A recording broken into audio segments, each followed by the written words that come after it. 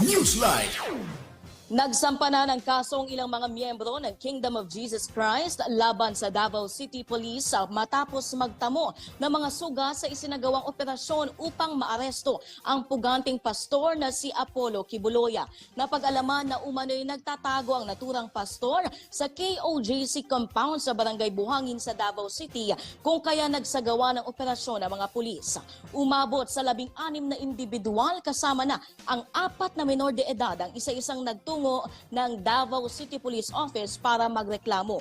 Nanindigan si Police Regional Office 11 Regional Director Police Brigadier General Nicolas Torre III na walang pananakit ang kanilang mga tauhan na naganap at pawang kasinungalingan ang kanilang mga akusasyon.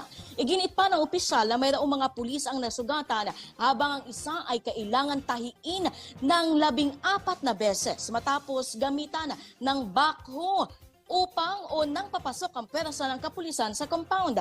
Dagdag pa na opisyal, binugahan din sila ng mga miyembro ng religious group ng fire extinguisher. Ngunit bigla itong tumakbo kaya hindi nahuli ng mga pulis. Kaya hinahanap na ang mga ito ng otoridad upang masampahan ng kasong direct assault at obstruction of justice. Newsline.